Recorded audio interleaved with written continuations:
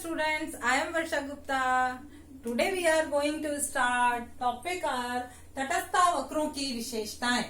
इससे पहले के वीडियो में हम देख चुके हैं प्रतिस्थापन की सीमांत दर के बारे में कि प्रतिस्थापन की सीमांत दर क्या होती है और तटस्थ वक्रों का आकार कैसा होता है।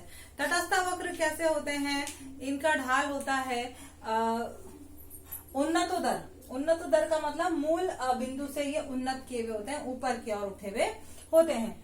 तो आज हम पढ़ रहे हैं इस वीडियो में तटस्थ वक्रों की विशेषताएं। पहली विशेषता है तटस्थ वक्र का ढाल ऋणात्मक होता है। ऋणात्मक ढाल होने का मतलब है कि तटस्थ वक्र जो है वो बाएं से दाईं और नीचे की ओर गिरते हुए होते हैं। जब बाएं से दाईं की तरफ नीचे की तरफ वक्र गिर रहा है तो इस ढाल को हम क्या बोलते हैं, ऋणात्मक ढाल बोलते हैं। ऐसा ये क्यों आता है, क्योंकि हम देखें हमारे पास ये डायग्राम है जो ये शो कर रहा है कि वक्र का ढाल ऋणात्मक होता है।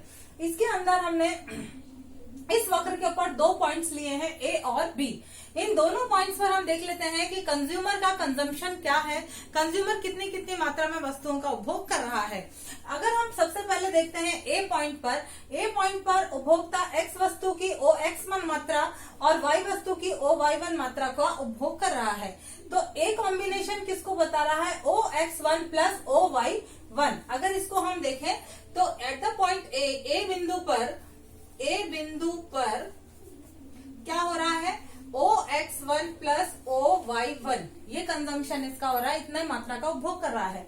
अगर हम देखें कि बी बिंदु पर, तो बी बिंदु पर कितना कर रहा है, बी बिंदु पर कर रहा है OX2 प्लस OY2। इसका मतलब क्या हो गया यहाँ पर कि उपभोक्ता अगर उसने एक्स की क्वांटिटी को बढ़ाया है, एक्स की अगर एक इकाई में वृद्धि करी है तो उसने वाई की इकाइयों में कमी करी है। क्यों कमी करी है, ताकि उपभोक्ता का जो संतुष्टि का स्तर है वो ए और बी दोनों ही बिंदुओं पर बराबर रहे।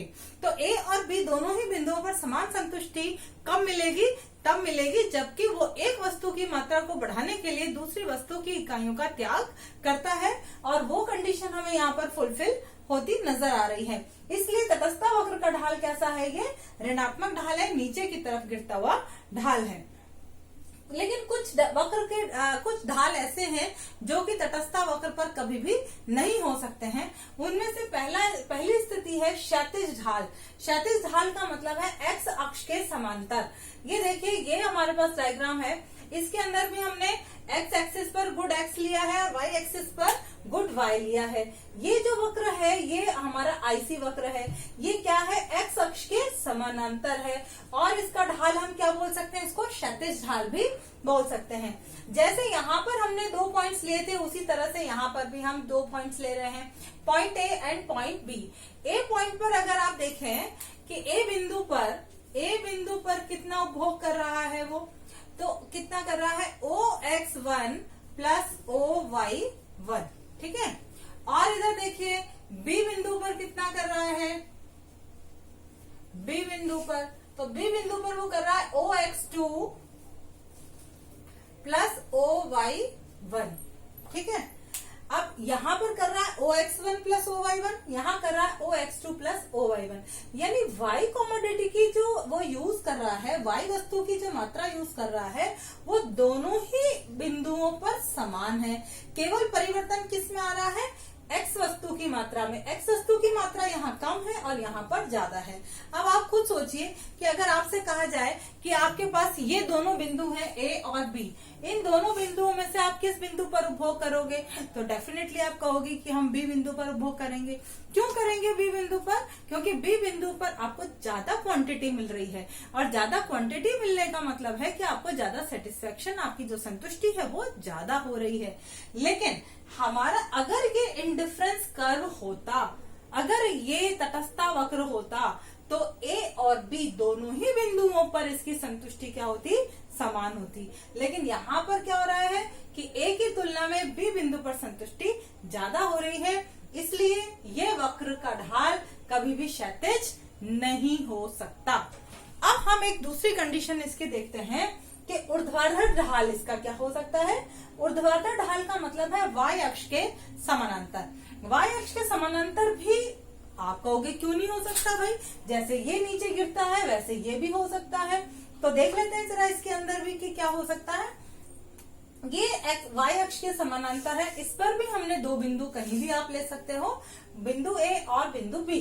बिंदु A पर उपभोक्ता उपभोग कर रहा है, A पर कर रहा है कितनी क्वांटिटी का, OX1 प्लस OY1, और B पर वो कर रहा है OX1 plus OY2।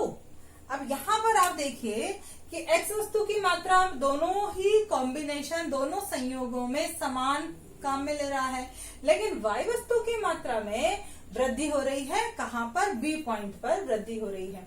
Sorry, Y वस्तु की मात्रा A बिंदु पर ज्यादा बढ़ी है। इसको मैं सॉरी गलत हो गया थोड़ा, इसको हम चेंज कर लेते हैं। ये है OY1 और ये है OY2।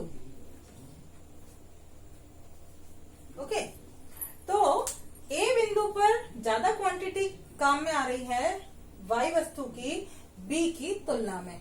तो आपके लिए कौन सा संयोग ज्यादा उपयुक्त होगा, A संयोग आपके लिए ज्यादा उपयुक्त होगा, क्योंकि A पर उपभोक्ता ज्यादा वस्तुओं का प्रयोग कर रहा है।